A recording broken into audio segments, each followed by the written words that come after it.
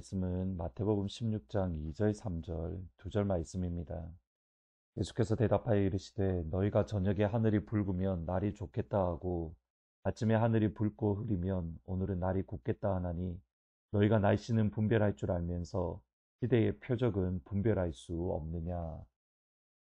그렇게 특별한 취미가 있지는 않은데 그래도 영화 보는 것은 좋아합니다. 개인적으로 가장 좋아하는 영화 장르는 이렇게 하늘이 날아다니는 영화입니다. 아이언맨이나 또는 중국 영화 같은 것들을 좋아합니다. 한국에 있을 때 예전에 재난 영화를 몇 번 보았던 적이 있습니다.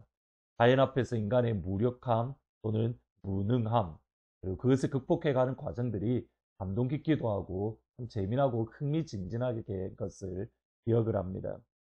재난 영화를 바라보면 일정한 패턴이 있는 것을 보게 됩니다. 어떠한 지진이나 해일 또는 화산 폭발이 있기 전에 먼저 전조 현상이 있습니다. 이번에 인터넷에 찾아보니까 지진이 일어나기 전에 몇 가지 현상들이 있는데 전자기파의 급작스러운 변화, 그리고 지하수의 온도 또는 여러 냄새가 갑자기 변한다든지 이러한 전조 현상들이 있습니다.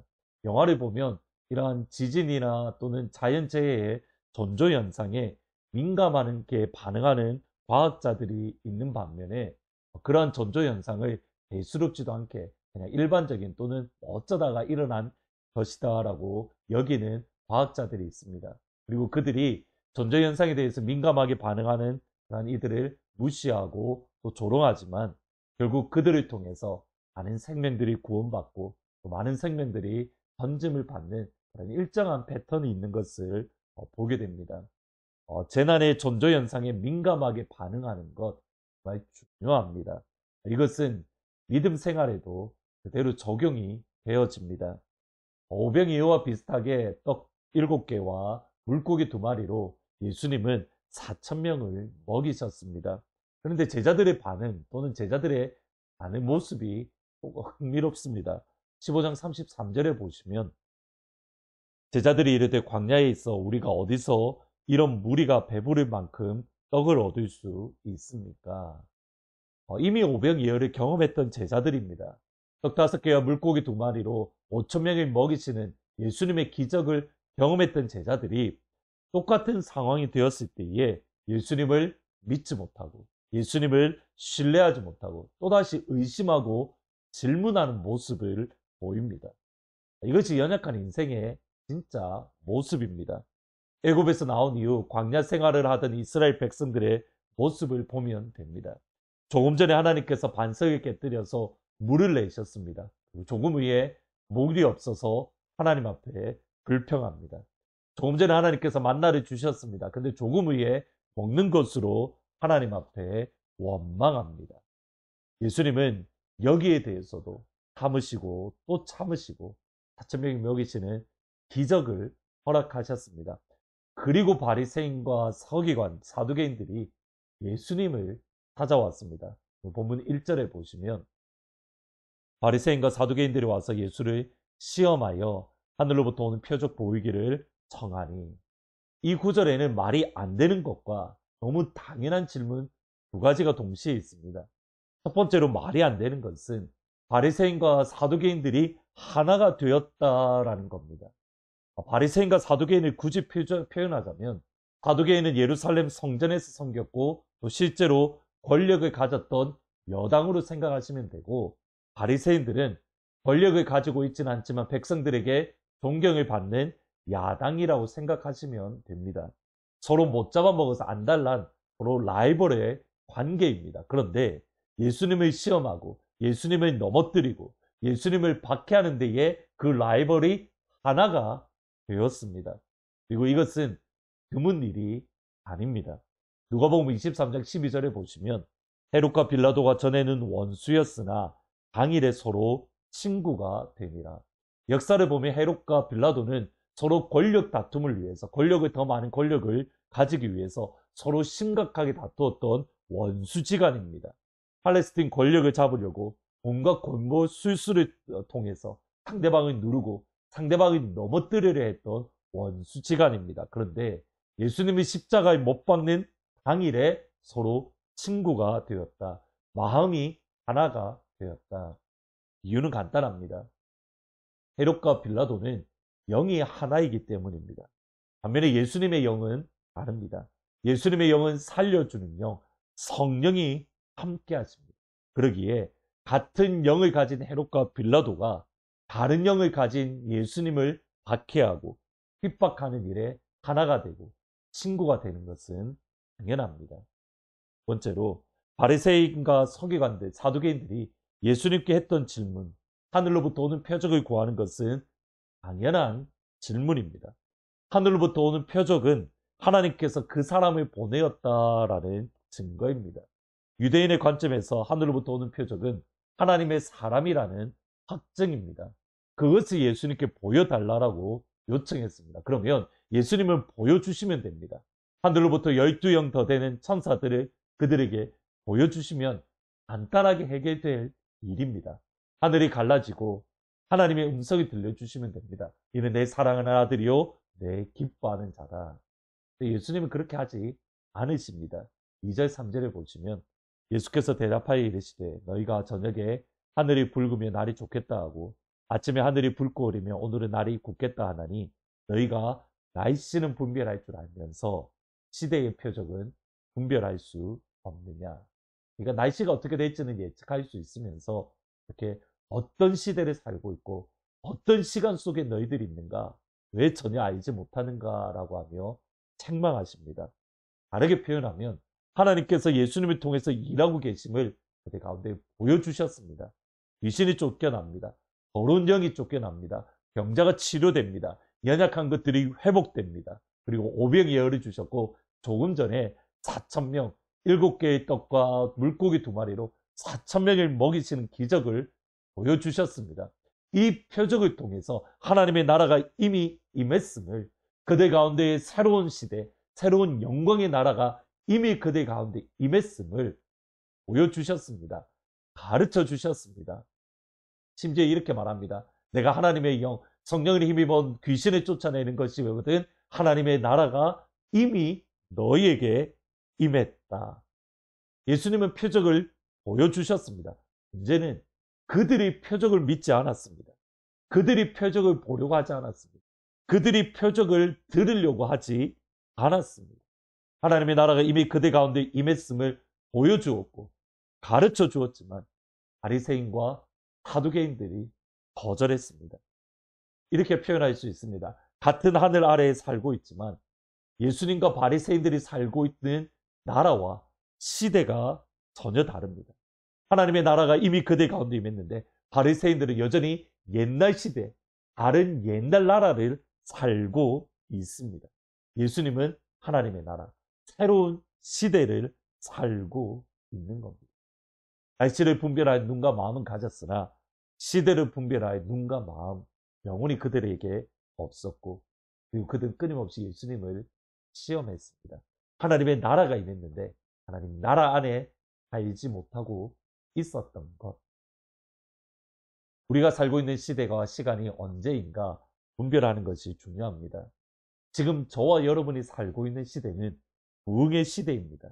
그냥 그런 시간을 살고 있는 것이 아니라는 겁니다.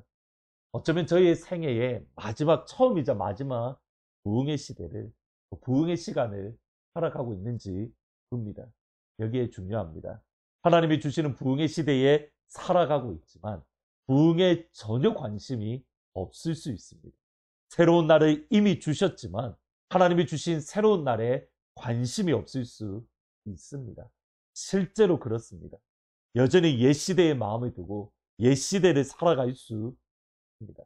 시대를, 시간을 분별해야 됩니다. 저와 여러분은 부흥의 시간을 살아갑니다. 그러기에 부흥을 경험해야 됩니다. 하나님을 경험해야 됩니다. 예수님을 경험해야 됩니다. 성령님을 경험해야 되는 겁니다. 이 시간을 놓치면 됩니다. 고린도후서 6장 2절에 보면 이르시되 내가 은혜 베풀 때에 너를 이렇게 듣고 구원의 날에 너를 도왔다 하셨으니 보라 지금은 은혜 받을 만한 때요. 보라 지금은 구원의 날이로다.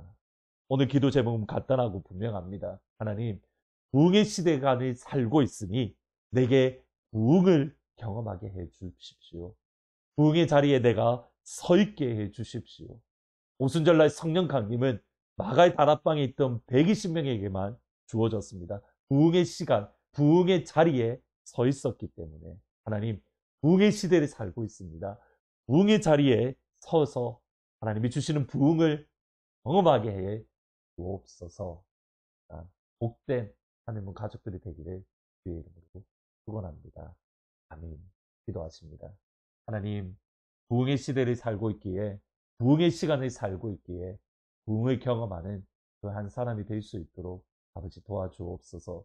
시대를 분별하지 못함으로 하나님의 나라에 이미 살고 있음을, 새로운 시대를 살고 있음을 알지 못하던 서기관과 바리새인이 아니라 하나님의 나라가, 하나님의 역사가 이미 시작되었음을 알고 그 하나님의 역사 안에 들어갈 수 있는 부흥의 시대에 부흥을 경험하는 부흥의 세대가 되어질 수 있도록 하나님 도와여 주옵소서.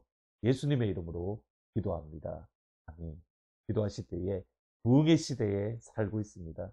부흥의 시대에 부흥의 자리에 서서 부흥을 경험하기를 원합니다. 하늘 문을 열어주셔서 오늘 이 시간 하나님의 부흥을 우리 가운데에 풍성하게 충만하게 경험하게 해 주옵소서.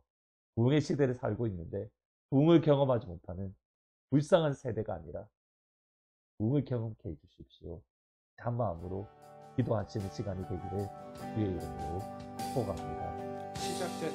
시작됐네 우리 주님의 능력이 나의 삶을 다스리고 새롭게 하네. 자유하네. 죄와 사망으로부터 나의 삶은 변하구나. 충만하네.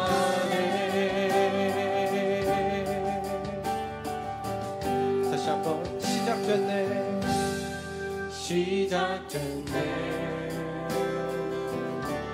우리 주님의 능력이 나의 삶을 다스리고 새롭게 하네. 자유하네.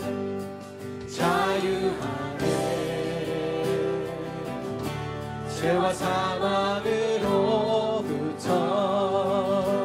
나의 삶은 변하구나.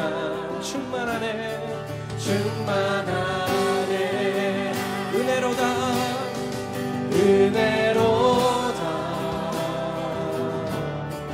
주의 은혜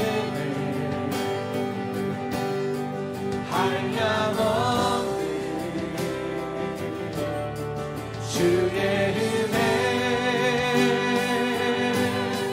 은혜로다. 주의 은혜 변함없는 신실하신 주의 은혜. 시작됐네. 우리 주님의 능력이 시작됐네. 우리 주님의 능력이 우리의 삶을 다스리고 새롭게 하네. 자유하네. 죄와 사망으로 나의 삶은 변하고 충만하네. 은혜로다.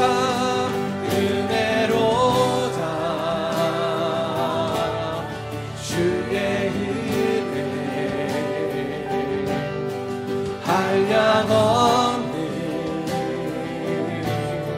주의 은혜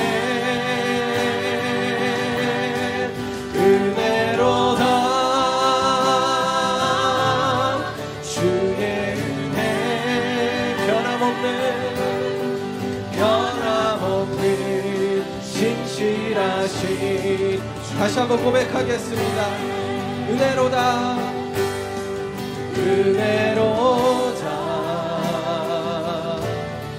주의 은혜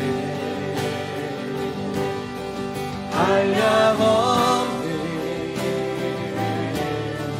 주의 은혜 은혜로다 은혜로다 주의 은혜 변함없는 신실하신 주의 은혜 변함없는 신실하신 변함없는 신실하신 주의